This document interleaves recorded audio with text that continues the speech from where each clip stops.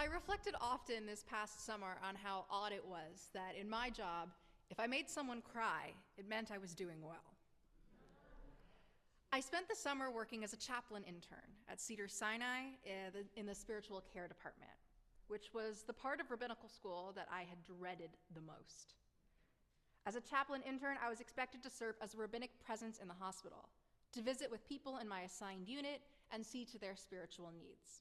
I knew the logistics. You go up to your floor, you knock on the door, you say, "Hi, spiritual care, may I enter? Just wanted to see how you're doing." But I couldn't imagine what was actually expected of me in the rooms. Facing the summer was one of the most terrifying things I have ever done. I wasn't afraid of discussing theology or helping people fulfill various rituals while in the hospital. It was the unknown of it all. I have mild social anxiety on a good day. I couldn't imagine having to walk into people's rooms on what might have been the worst day of their life and impose my presence upon them to try to get them to open up. At the beginning of my summer, I set 3 learning goals. The one that ended up mattering the most was to become more comfortable facing that unknown. As it turned out, that fear would become my most faithful teacher this summer. In her book, When Things Fall Apart, Buddhist nun Pema Chodron wrote that, quote, "Fear is a natural reaction to moving closer to the truth." We as humans are meaning makers. We like to find patterns and ascribe significance to things. I know I personally like to look for signs, subtle cues or synchronicities that feel like the universe is nudging me in a certain direction. This instinct to find meaning is part of how we navigate uncertainty. It brings order to chaos, structure to ambiguity. But the deeper truths we're seeking tend to arrive cloaked in discomfort, uncertainty, and especially fear. When we encounter fear, particularly the kind that comes not from danger, but from vulnerability or inner resistance, it often means we're brushing up against a part of ourselves or our reality that we've avoided. It could be a truth we've long buried, or a change we've postponed, or a possibility we've been too afraid to claim. I knew that as I walked onto the 6th floor of that hospital on my first day, with my hands shaking and my heart in my throat, as I knocked on my first door and went into my first room with no idea what awaited me within, I was embarking on a journey of self-discovery that would take me places I had never been. I've just told you about the beginning of my summer, about my fear of not knowing what to do and my fear of not knowing the right way to be. This fear is not new to me, and it's not new to our people. On the 2nd day of Rosh Hashanah, we read what is, to me, the most haunting story in all of Torah, the Akedah, the binding of Isaac. It's a rather strange narrative choice. We're nearing the end of Deuteronomy in our regular Shabbat cycles. It's nearly time to start the reading cycle back over again, but instead we disrupt the flow. We leap backwards, or forwards, to Genesis, to a young Isaac walking up a mountain with his father, to what he thinks is a ritual sacrifice of an animal, while we know that the sacrifice is meant to be him. On Rosh Hashanah, we experience Isaac's early life over the course of 2 days. Yesterday, we read about his birth, his naming, his circumcision. Today, we read about his journey up the mountain with his father. God decided to put Abraham to the test. God called out to Abraham, and Abraham answers, "Hineni, here I am." God says, "Take your son whom you love, go to the mountains of Moriah and sacrifice him." So Abraham saddles his donkeys, takes 2 servants, his son Isaac, and they head for the mountains. We don't know how old Isaac was, though our rabbis have made guesses based on his mother's age when he was born and her age when she died, but I think it's more powerful that we don't know. I choose to imagine him at 13 years old, a bar mitzvah boy before there were bar mitzvahs, ready to go with his father to fulfill God's commandment, though he doesn't know what it is. Abraham says to his servants, "You stay here. The boy and I will continue on," and the 2 walk on together. At this point, Isaac turns to Abraham and says, "Father, we have the firestone and the wood, but where's the sheep for the offering?" And Abraham says, "God will provide the sheep." At this point in the story, I find myself asking, did Isaac know? Did he suspect? Which would be more frightening, to walk alongside his father for 3 days, knowing or suspecting what was about to happen, or to suddenly find out at the top? When they got to the top of the mountain, Abraham bound his son to the altar. this point, it's safe to say Isaac had figured out what's going on. We don't know if he lay on the altar willingly or if he was forced. The rabbis say he was 37 years old. I say he was 13. Either way, Abraham was 100 years old when Isaac was born. I dare say Isaac could have overpowered him. According to one midrashic source, Isaac asked that his father bind him, saying that when he sees the knife, he will become so scared that he will tremble so fiercely that the knife might nick him, thus rendering the sacrifice unwhole, impure, and unkosher. In this midrash, Isaac recognizes his own terror, but prioritizes the deed that, in his eyes, must be done.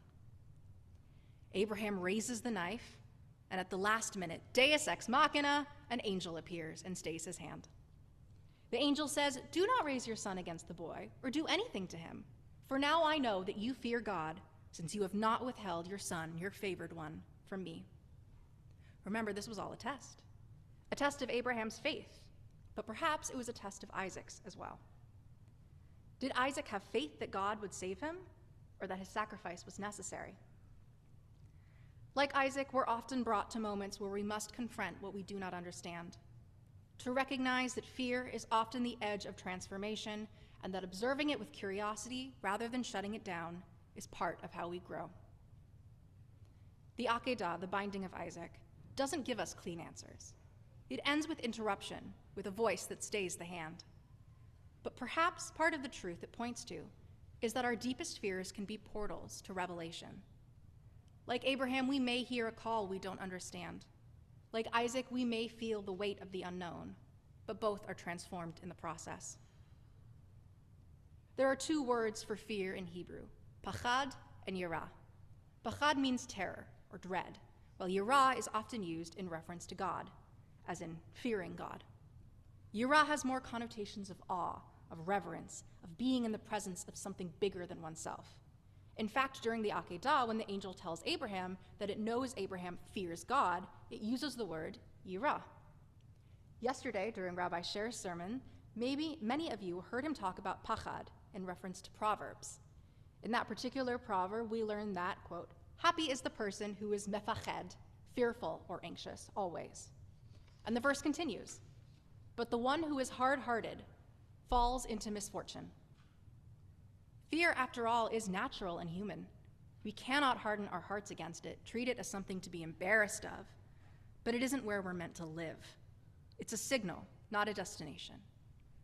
What would it look like to treat fear not as something to overcome, not only as pachad, but as yirah, something sacred, as something that could contain information, meaning, truth?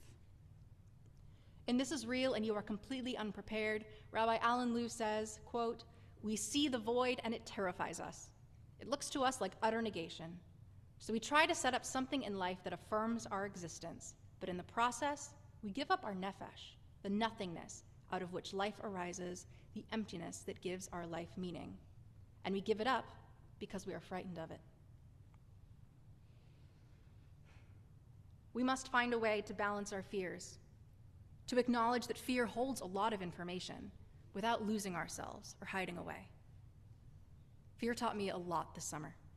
I don't know that I've overcome my fear response to unknown things, and I don't even know if that's possible. But I've made progress in how I hold that fear and how I use it in my encounters. I remember my first night in the emergency department when my pager went off and the PA system announced an incoming pediatric trauma. I remember how my body reacted when I stood in the trauma bay waiting for the ambulance to arrive, and how my mind immediately cataloged my somatic response. I was surprised at how present I was in that moment. I even recognized that in my anxiety, I was toying with my necklace, which gave me an anxious presence. So I took a deep breath, I settled my hands by my side, and I attempted to affect a non-anxious presence. It felt in that moment like fear was standing next to me rather than inside of me. My fear told me that I cared about what was about to happen so deeply. My fear told me that I wanted so badly to help and to make things better, and I was terrified of somehow making things worse. My training told me that I probably couldn't make anything better, that just being there, being present, was enough. Fear held my hand as I went through the motions. Then later, as I sat in the chapel and attempted to process everything that had happened, I cried, just to release all the emotions and repressed nervous energy I had been holding. These tears, just like the tears of my patients, were a sign that I was doing my job well. A different day, I sat with a woman who had experienced so much loss and sadness in her life. She told me about her childhood, about her parents and her siblings, and shared about how scared she was of hospitals. She told me how exhausted she was with getting bad news about her health over and over again, and how she just felt like her life had been so hard. Then she said, "I'm just so afraid." I sat with this for a moment, and then I asked her, "What are you afraid of?" With tears in her eyes, she answered, "I guess I'm afraid to live, but I'm afraid to die too." That moment held so much pain, and I couldn't fix it. All I could do was sit with her, be with her, let her speak it out loud, and not run away from her fear or her tears. I used to think fear was something to get over. Now I think fear is something to listen to. As we step into this new year, a year that will surely bring unknowns, how do we show up for ourselves and each other in the face of fear? Maybe we don't need to fix everything. Maybe the best thing we can do is just be. Pema Chodron wrote, "Usually we think that brave people have no fear. The truth is that they are usually intimate with fear." I won't say that I was brave necessarily, but I did things that scared me every day. I got very intimate with my fear. Now, I'm more willing to do things outside of my comfort zone, to take risks. It's not that these things discomfort me any less, it's that I'm more willing to do them anyways. I learned from my fear and how to guide myself through it rather than just running away. So in this new year, let us not be embarrassed or judgmental of our fears. Fear is not a sign of weakness, it's a message. Let it teach us. Let it soften us. Let it open us to connection. Not because we aren't afraid, but because we are. And because fear, like awe, might just be another name for standing on holy ground. Shana Tova.